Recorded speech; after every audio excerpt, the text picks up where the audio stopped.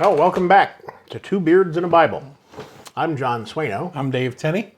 and we are looking at Luke chapter 22, you said? Yes. Starting at verse 39. Last time I started reading first. You want me to read again? Sure. Read through, we'll just read through 46. Okay. Very good. So starting at verse 39. Coming out, he went to the Mount of Olives, as he was accustomed, and his disciples also followed him. When he came to the place, he said to them, "Pray that you may not enter into temptation." And he was withdrawn from them about a stone's throw, and he knelt down and prayed, saying, "Father, if it is your will, take this cup away from me. Nevertheless, not my will, but yours be done." Then an angel appeared to him from heaven, strengthening him. And being in agony, he prayed more earnestly. Then his sweat became like great drops of blood falling down to the ground. When he rose up from prayer and had come to his disciples, he found them sleeping from sorrow. Then he said to them, "Why do you sleep? Rise and pray, lest you enter into temptation." Okay. So, the last episode, Jesus prayed, and now he's in the garden praying again. Mm-hmm. And, of course, this all makes sense because he knows what's going to happen, and this is the I guess one of the things that I always try to think about is that it says he went to the Mount of Olives, which is like it was like a hilltop, wasn't it? Right. He says, as he was accustomed, like this was like he went to this one place to pray, and he had a custom of doing this. Yeah, must have been a peaceful place. Maybe it was one that, there's, places that I enjoy. There's places I've been on hikes and so on that I return to from time to time because I find them to be peaceful and beautiful. Yeah, I think sometimes like in our own lives, we need to find some Mount of Olives that we can go and pray. Yeah. Wherever that's at. But, he went to one place. You don't have to do that, but that was a habit. There's an example of it. Mm-hmm. Not a bad idea for us to kind of mimic that. Yeah. His disciples followed him. And then when he gets to the place, he says, "Pray that you may not enter into temptation." Mm-hmm. Does that happen? That people enter into temptation? Did the apostles enter into temptation? Yeah, they were human beings. So certainly Judas did. Yeah. And when you're thinking of the one that he had come out onto the water with him, that doubted, Peter, he doubted, and so there he was tempted to doubt in a way there. Peter again, in denying Christ. Was soon after this, they all leave him. Yeah, right. True. So he goes about a stone's throw away, which would be 25 yards, right? Mm-hmm. That's what I would say. That's about as far as I'd throw a stone. And he prays this prayer, and he says, "Father, if it is your will, take this cup away from me." Yeah. And which lets us know that Jesus did not want to go to the cross. Yeah. He did not want to do this. Right. He had to do it, but he didn't want to do it. And understanding, the desire to save mankind, the desire to do the will of the Father, was foremost in his mind. But the human part of him, and this is where, we have a high priest, if you will, that can understand. Yeah, he understands it. Where we're coming from, and he understands temptation. So again, he's telling his apostles to pray that they might not be tempted. He's kind of doing the same thing. Absolutely. He's saying and doing. Yep, absolutely. He says, "Nevertheless, and not my will, but yours be done." And that's got to be our attitude. Mm-hmm. And I think, when we think about sometimes things we want to do. Right. There are things that we want to do that may be fun, Right. but they don't really align with God's will, and Right. we got to be careful about those things. And that's it's just fundamental to being a Christian. A lot of people, it's easy in this day and time and this place that we are to be fairly comfortable as a Christian.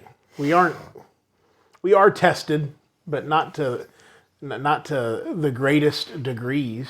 Not to the point that like these apostles had really put up with some direct intervention from the world, I suppose you would say, and and we may experience that in our life, but we need to. I think we need to pray as well. Yeah. Our prayer life needs to be such that we also not enter into temptation. A lot of times, we find ourselves trying to justify something that we want to do, even though we know that maybe God wouldn't have before I was a Christian, I liked the movie The Unforgiven. Mm-hmm. But when I think about that movie, there's a lot of scenes in that movie that a Christian's got no business watching. Right. And so I don't watch that movie or a lot of other movies that I used to like because of those things. Of course, there is VidAngel, right, which can fix a lot of things, actually.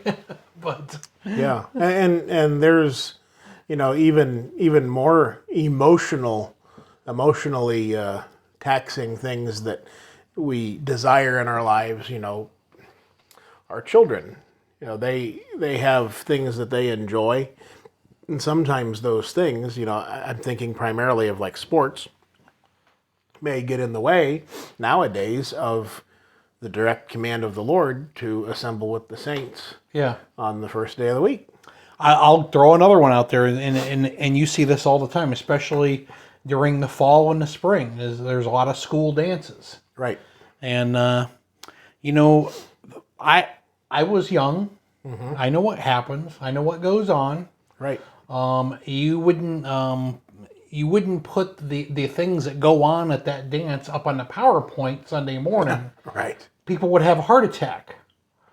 I'm at the risk of sounding like the old codger that I am. Yeah. When I look at social media and see the pictures that people are posting of their children going to these dances, and especially with the young ladies, I don't understand why people let their children out of the house looking like that. Yeah. It's and just as you said, we were both young. We were both not raised in the church. Right. We lived worldly lives, right, and we understand exactly. And anybody listening can understand exactly what happens at those places and what the whole thing is designed to do. Oh yeah. It's not... Even if it didn't happen when I was a kid, I wanted that. There were certain things I was hoping would happen. Right. And the whole thing is designed in that direction. It's not... It is. You can't look at that and say, well, this is a godly thing. Right. And that's all, we've got to put the will of God above our own wills. And Jesus does this. Yeah. So you can send your rebuttals to... Yes. With Two Beards in the Bible at Gmail. Exactly. Go for it. We would love to hear from you. Yes, absolutely. He says that an angel appeared to heaven and it strengthened Jesus. And, he needed that, I'm sure. Yeah. He needed... And I think a lot of times, we forget this. When we're going through something bad, we need other Christians to lean. I've certainly called John many times when I've had something going on, and I'm like, I need to talk through this. Yeah, likewise. And Christ is he's praying, he's speaking to the Father about these things that concern him. Yeah. And yes, an angel came to minister to him, to comfort him, to strengthen him. In thinking about the apostles, he asked them to pray so that they might not be tempted. Yep. And who's to say? Now, I'm not going to put words in the Lord's mouth and say that he would have sent an angel, but who's to say that by that prayer that we wouldn't also be strengthened Right. in some way, even in praying and thinking on the Word of God, the very Word brought to us by way of the Holy Spirit through these men that we're speaking of. We can be strengthened by these things just the same. Yeah, absolutely. Absolutely. And that while we're talking about that, I think it's interesting. This might be a lesson for all of us, but maybe especially young people. The Lord asked his disciples to do something, and they didn't. And then he came back and let them know that that's what I expected you to do. Yeah. And that is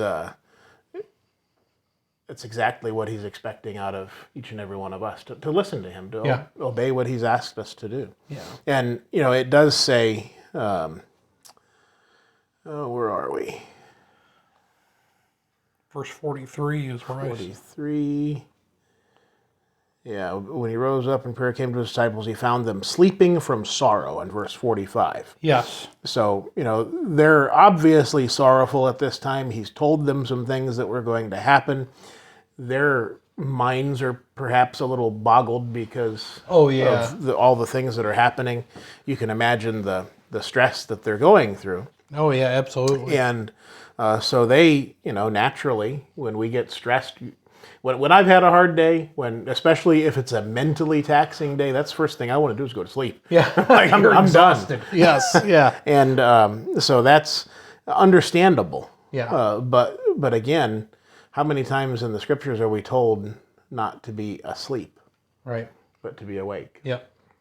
He says that Jesus prayed, and he says, then his sweat became like great drops of blood. Now, I've heard people say that Jesus sweated blood, but it doesn't necessarily say that. Yeah, it says it became like great drops of blood falling down to the ground. Yeah. I just think he just was sweating profusely. Now that could be, but there is actually a medical condition to where Yeah. people under great stress, actually their little capillaries in your skin will break, and then you actually do sweat. The blood mixes with your sweat. Yeah, could be. And that's what I think of, and that's what I kind of think that that we're talking about here. Yeah. But I wasn't there, so I'll yield to the. Yeah, I wasn't. know. Yeah, I can tell you if you're not splitting firewood Right. and you're sweating like crazy, Yeah. you're in stress, Yeah. like in a seriously stressful, Right. a situation. So And this is even the medical condition. It's very rare. It happens to people like in war, in imminent great danger. Yeah. That's the point. The times when it has been manifested. yeah, or made known. Made known. We're using a lot of biblical language here. So Some big words. Right. So then he goes to his disciples and he finds them sleeping, and he says, "Why do you sleep? Arise and pray, lest you enter." And he just repeats what he said before. Yeah. So. Yeah, and that's just. He knew they weren't sleeping because they were just like neglecting him. Right. They were stressed out as well, I would imagine. They were Right. And again, I think to us, we can take from that, if we pray and we have that, what does the prayer do that would keep someone from temptation? How would that? I mean, it opens up a communication line between you and God. Yeah. It kind of puts you in your place. It makes you own whatever you're doing too. Right. And here I am a human being, and I am petitioning the great God Almighty through Christ to help me through this situation. It kind of puts us in our place and lets us realize that, okay, yeah, you're going through something rough. You might not be able to handle this, but I can do all things through Christ who strengthens me. Yep, absolutely. All right, let's flip over to, or no, we got to continue on through 53. So I'll read that 47 through 53. Okay.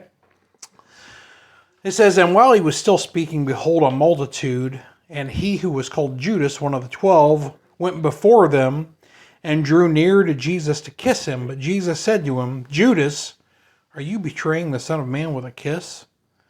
When those around him saw what was going to happen, they said to him, Lord, shall we strike with the sword?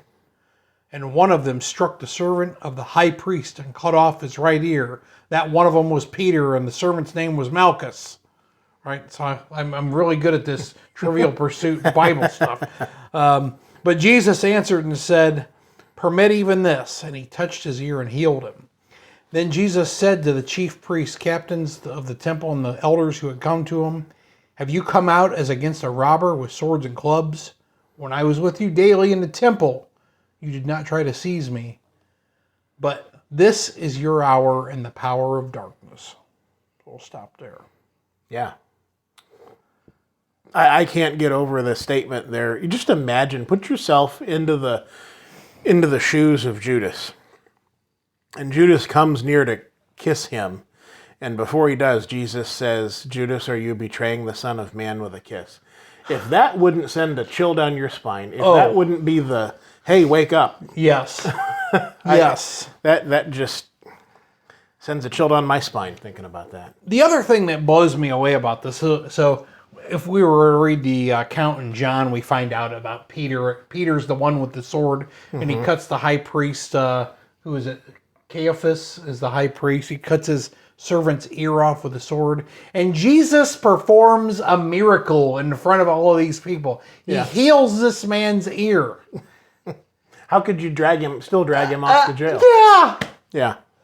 I'll never understand that. That's the shield that human beings have the capability of putting up in light of clear proof that there is a God. Yeah.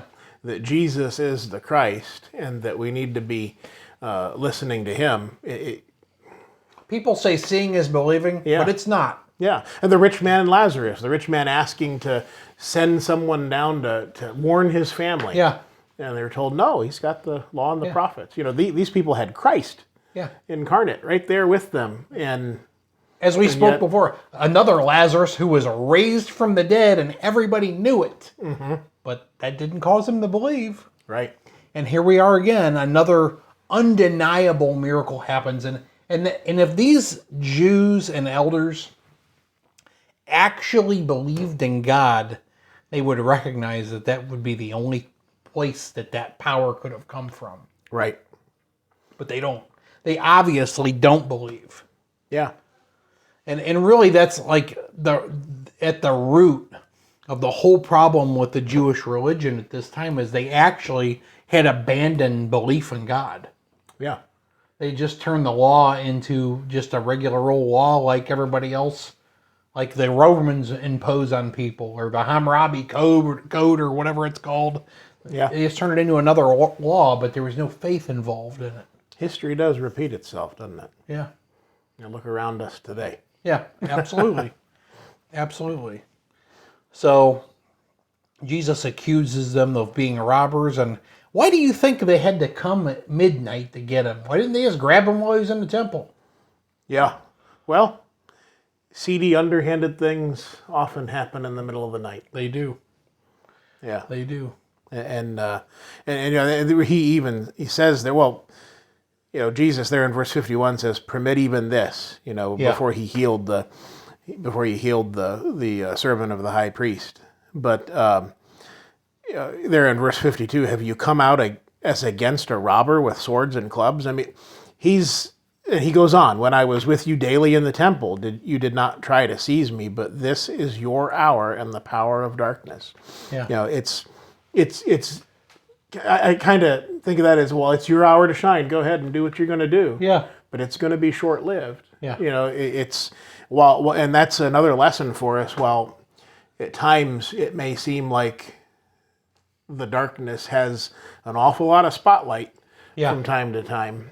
Well, this is its hour. Yeah. But give it time. This too shall pass. Exactly. The Lord is not slack concerning his promises. Right. Absolutely. So how are we doing on time here, John? Are we going to move the book into position 14 here? 14 minutes? 19 minutes. Okay, we got 10 more minutes. So all right. Okay, so let's go over to John chapter 18. And the reason we keep skipping around is because we're going chronologically. And the Bible is That not... means in order. It means in order, it does.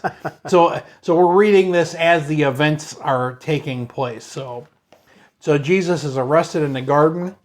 So now in John chapter 18, starting in verse 12. John, you read 12, 13, and 14? Yep. Then the detachment of troops and the captain and the officers of the Jews arrested Jesus and bound him. And they led him away to Annas first, for he was the father-in-law of Caiaphas, who was high priest that year. Now it was Caiaphas who advised the Jews that it was expedient that one man should die for the people. Okay, so I have a little bit of history on that. So, but I don't totally understand this narrative. But so Annas was the high priest for like 10 years, from 6 AD until 15 AD. And so he, it's like saying, oh yeah, so and so was the president. He was a respected person. And then his son-in-law, I believe, so he was the father-in-law of Caiaphas. Or I don't know how you say it. Is it Caiaphas or Caiaphas? Caiaphas, yeah. Yes, Caiaphas. So his son-in-law is the high priest. So they're kind of related. Mm-hmm. So Annas is this. I don't know if it was a show of respect. Is that why they took him to Annas first? I'll read you something from Mr. Zur here. Yep. It says in verse 13, "Led him away to Annas first. There was no provision made in the law of Moses for more than one high priest to be in office at the same time. But in the days of Christ, the secular government was taking much part in the affairs of the Jews. In that arrangement, Annas was president of the Sanhedrin and Caiaphas was high priest." Verse 24 shows that Annas sent Jesus to Caiaphas in the bonds put there by the mob. Okay. So it was kind of like they had changed the law or a little bit, and now they've got this other position, and Annas is in this like secondary position of some sort. Just as you were saying just a few moments ago, that mankind often just forms their own rules and kind of forsake what was given in the law. Absolutely. So they lead him away to him, and it was interesting here in verse 14. It says, "Now Caiaphas, who advised the Jews that it was expedient that one man should die for the people." I think that's a prophecy, isn't it? Mm-hmm. Sounds like a prophecy. Yeah. I think the idea, though, maybe the idea of why he said that was because he's trying to put down this rebellion or something, like, Right. This idea of a new religion. Maybe he's trying to put down sort of a rebellion, and that's why he said that. But it sounds prophetical, though, because Jesus was that one man who did die for the people. Right. Yeah. Interesting. Yeah. Okay. Go ahead. No, go ahead. We'll move on. Okay. I'm going to start at 19. Okay. So this is John chapter 18. Now we're going to skip ahead a few verses. I'm going to read 19 through 23. It says, "The high priest then asked Jesus about his disciples and his doctrine." So this is Annas still. "Jesus answered him, 'I spoke openly to the world.